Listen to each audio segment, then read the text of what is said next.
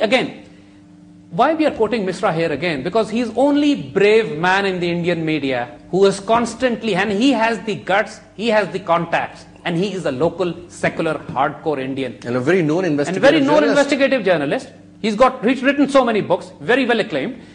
Now, every week, he writes a new article exposing more information that comes to him, because there's so many sources he's getting his information from. Of course, he's not getting his information from ISI, but he's getting from his own Indian sources.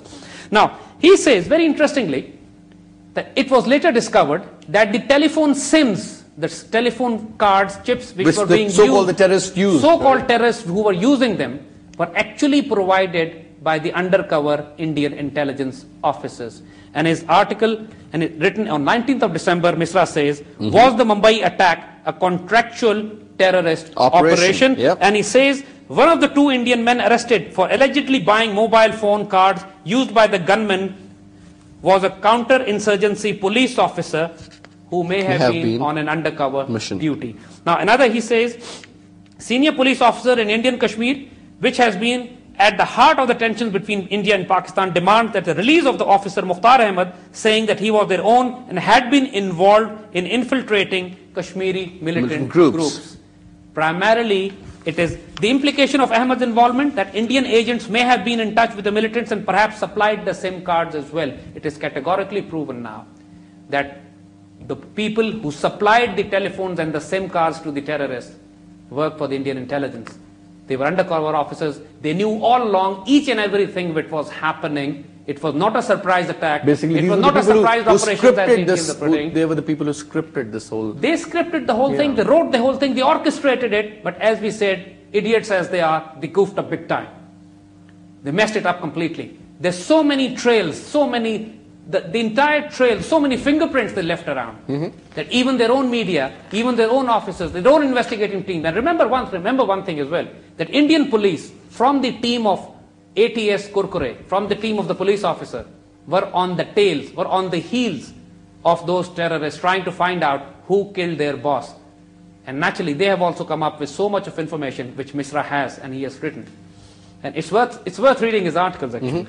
Arif Chaudhry acknowledged that he was a Pakistani in his statement. Yes, this is very interesting because a few years back, there was an attack on Indian Red Fort in Delhi. And again, that attack, just like the attack on Samjhauta Express, was blamed on Pakistan.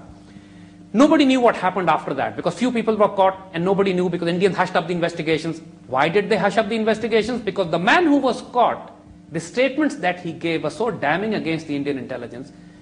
And Misra quotes them, Misra writes to them, and I quote. Yeah. And one of the Indian website, Tehelka, is a very famous website because they are known for, Tehelka means creating a storm. I mean, they are famous for creating storms. They have really exposed scandals within the Indian society and system. And Tehelka writes about the Red Fort incident. Arif, that's the man of the terrorist supposedly caught. Arif candidly acknowledged that he was a Pakistani in his statement under section so-and-so, but he also explained in detail the circumstances under which he came to India. Arif claimed that he was an operative for RAW, India's external intelligence agency. His statement reads, I used to work for the X-branch of RAW since 1997. This is the most damning statement against RAW. They had hired a Pakistani to act as a terrorist to create a justification that Pakistanis are involved in terrorism in India. And that is why Tehelka exposed it, Misra writes it, and we present it today, categorically suggesting the Red Fort operation was also a covert operation by RAW to rope Pakistan in, creating a justification that Pakistan's ISI and Pakistan security establishments are terrorist organizations. Again, their own sources exposing them. And that is why you find no investigation of the Red Fort case. You find absolutely nothing coming out of the Samjhauta Express case also. And in fact, because there are dozens of Pakistanis, almost 100 Pakistanis were killed and wounded, burnt alive in fact, when the doors of the train were closed and explosives were put inside by Colonel Prohit, the man arrested by Kurkure. And these terrorist acts were all blamed on Pakistan. Imagine those doors were closed. They locked the doors. They locked the door from outside. And then they burned those people alive. Can you imagine? Burning people alive is the favorite hobby of Indian hardcore Zionists, of Modi, of RSS, of Bajrang Dal, of Shiv Sena, and Bal Thackeray. Because they burn the dead bodies as well. So because they burn the dead bodies, so they burn Muslims alive. And this is the mentality of them. And this is what the RAW has been doing. Red Fort operation was a black op, false flag operation. The Samjhauta was a false flag operation. Mumbai was a false flag operation. Everything is exposed now from their own sources. Now we'll be talking about, they say that listen to the terrorists is this language of a Pakistani from Punjab or an Indian you see, from South India. What the Indians have done is that they have dug their own grave. In their overexcitement, excuse me, yeah. In their overexcitement, they recorded this entire conversation, let it run live. The conversation between a terrorist and an Indian anchor. It was allowed to run live. They're just live. trying to create a hype or something like that? Yes, they were trying to, because they thought in the heat of the moment they'll create enough hype against Pakistan, and then their plan was to create a global justification for a preemptive strike on Pakistan, which they tried. But since Pakistan Armed Forces and Pakistan Air Force became alert, the Indian Air Force did come. They did try to cross the borders, but they were engaged by Pakistani Air Force, and they had to go back. But Indians tried to create a global justification for a preemptive strike on Pakistan under the pretext that Pakistanis were involved. Again, as we said, right now, they're extremely offended and upset that they have lost the advantage of surprise. They have not been able to generate global support against Pakistan for their cause.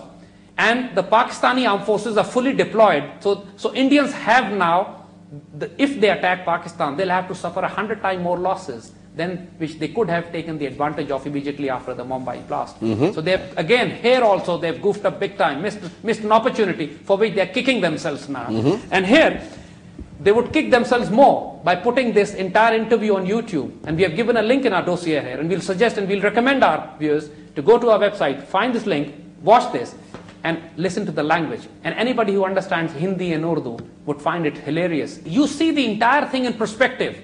Before the Mumbai blast, 2 weeks before that, a series of articles were coming in the press, and we are going to read those few articles here.